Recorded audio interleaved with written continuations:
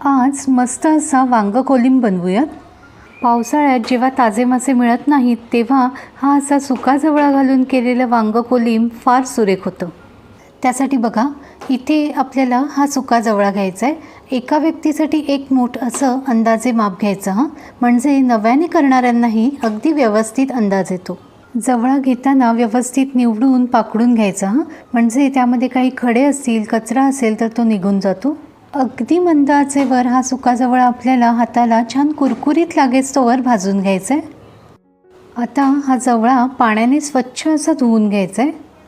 1-2 मिनिटं पाण्यात हा जवळा भिजत ठेवायचा आहे आणि व्यवस्थित असा धुवून घ्यायचा आहे। बघा, हे जवळा धुतलेलं पाणी बघा किती खराब आहे, त्यामुळे व्यवस्थित स्वच्छ असा जवळा धुवून घ्यायचा। आज या वांग कोलिंबमध्ये मी या आटल्या घालणार आहे, त्यामुळे आटल्याही व्यवस्थित अशा चेचून घ्यायच्यात।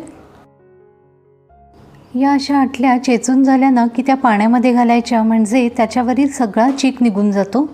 आणि मग या आटल्या 1-2 पाण्याने स्वच्छ अशा धुवून घ्यायच्या। तव्यामध्ये पळीभर तेल गरम केले, तेलावर लसूण घालायचे। या भाजीसाठी थोडीशी लसूण जास्त घ्यायची लसूण थोडीशी लालसर झाली की हिंग घालायचं आहे। जवळा पचायला थोडासा जड असतो, त्यामुळे हिंग मात्र अवश्य घाला आता चिरून घेतलेला कांदा घालायचा आहे। 2 मोठे कांदे मी हे असे थोडेसे जाडसर चिरून घेतलेत। सगळं व्यवस्थित असं हलवून घ्यायचं आहे। लसणाच्या फोडणीमध्ये कांदा व्यवस्थित परतून घ्यायचा आहे।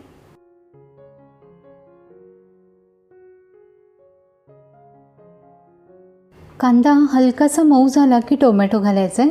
कुठल्याही भाजीसाठी कांदा टोमॅटो आपण व्यवस्थित परतून घेतला की त्या भाजीला चव अगदी सुरेख येते, त्यामुळे अगदी मंद आचेवर अधूनमधून हलवत राहून कांदा टोमॅटो छान असा परतून घ्यायचा आहे। स्वच्छ धुवून घेतलेल्या आटल्या घालायच्या आहेत। मालवणी मसाला, रंगाचं तिखट, हळद घालायची आणि सगळं व्यवस्थित असं हलवून घ्यायचं आहे। आपण घातलेले मसाले कांदा टोमॅटोसोबत व्यवस्थित असे परतून घ्यायचे। सगळं नीट असं परतून झाल्यावर अगदी 1-2 मिनिटासाठी झाकण ठेवायचे आणि आटल्या 50% शिजवून घ्यायचे। आता वांग्याचे काप घालायचे। वांग्याचे हे मी असे काप करून घेतलेत। स्वच्छ धुवून वेळून घेतलेला जवळा घालायचा आहे। जवळा मात्र स्वच्छ असा 2-3 पाण्याने धुवून घ्यायचा।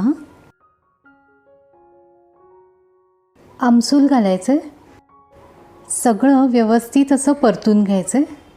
आता आपण घातलेलं वांग, जवळा, कांदा टोमॅटोसोबत छान असं परतून घ्यायचं आहे। चवीप्रमाणे मीठ घालायचं आहे। लक्षात घ्या, सुक्या मच्छीसाठी मीठ मात्र थोडंसं कमीच घालायचं सगळं नीट असं हलवून घेतलं की अगदी 1 मिनिट झाकण ठेवायचं आहे। पुन्हा सगळं व्यवस्थित असं परतून घ्यायचं आहे।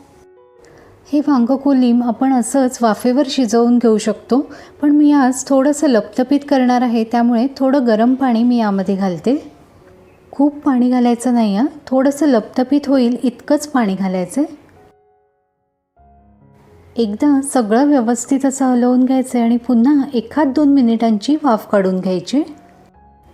मस्त अशी वाफ बसली की सगळं व्यवस्थित एकदा पुन्हा हलवून घ्यायचं आणि ओला नारळ आणि बारीक चिरलेली कोथिंबीर पेरली की आपलं हे वांग कोलिंब तयार। भाकरीसोबत खा किंवा चपातीसोबत, कशासोबतही ही भाजी सुरेखच लागते। तेव्हा करून बघा आणि तुमचे अभिप्राय आणि काही सूचना असतील तर त्या देखील मला जरूर कळवा। धन्यवाद।